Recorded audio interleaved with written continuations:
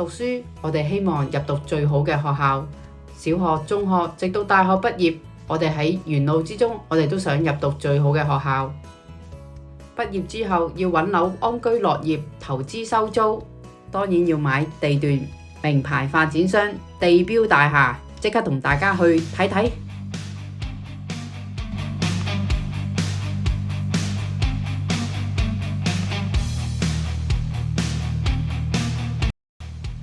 睇下係咪好期待啊？帶你哋去望下現場啊！話咁快，樓盤已經起到上頂，有啲都拆咗棚。呢個樓盤呢，命名海德園，臨海而建。樓盤嘅發展商係太古地產，香港人買樓一定識太古。大家要知道粉絲係做啲咩呢？就係追明星。太古賣樓賣到有粉絲，佢都算數一數二嘅品質口碑好啦。上面幾個發展嘅 MPL 日華園等等，都係太古之前發展嘅樓盤。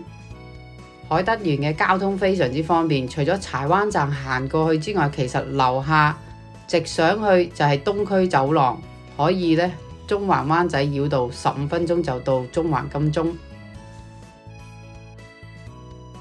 呢個海德園嘅樓下，海德園呢分為2期嘅，呢邊呢就係第1期，左手邊呢邊呢就係第2期，中間呢有個天橋連接嘅，而且呢樓下呢交通呢十分之方便嘅，我哋會見到呢有巴士、小巴呢經過嘅，有好多係去港九新界。咁而家呢帶大家再睇多啲樓盤嘅資料啊！海德園嘅地面會興建公共交通交匯處，咁附近呢亦都會有接近40條嘅巴士同埋小巴路線。對面呢度呢都有個47M 嘅小巴線可以直達呢個柴灣地鐵站。另外1期上面就係第2、第3座。第1期總共提供592伙，項目呢1、2期加埋呢850伙。住喺呢一區呢，大概10分鐘到嘅車程呢，就可以去到太古嘅購物中心啦。如果呢返工嘅話，我相信喺東區都好多人喺太古坊返工嘅。如果呢度過去嘅車程都大概10分鐘。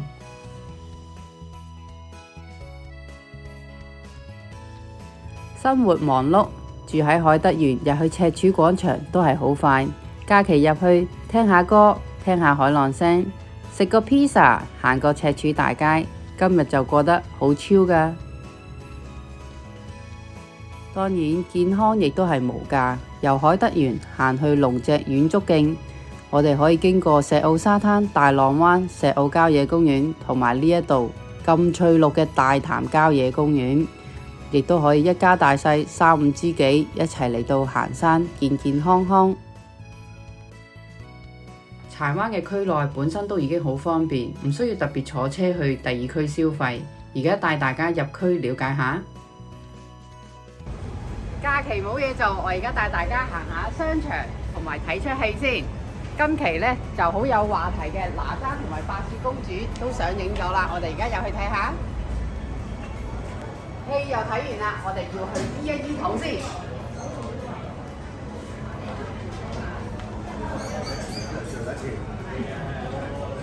住喺呢度呢，生活亦都十分便利，銀行有齊晒，中銀、匯豐。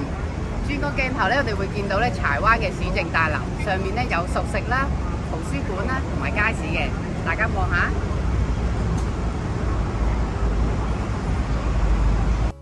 行街食嘢消費完，帶大家嚟個免費節目，行下柴灣公園。免費都有好嘢，你睇下柴灣公園有成7.13公頃，好多居住喺呢一區嘅街坊成日喺呢度活動㗎，得閒放低手機，你睇下佢哋望烏龜都望得幾開心喎。今日睇完海德園，大家如果對樓盤有任何嘅查詢或者要更加多嘅資料，歡迎聯絡我 Vicky。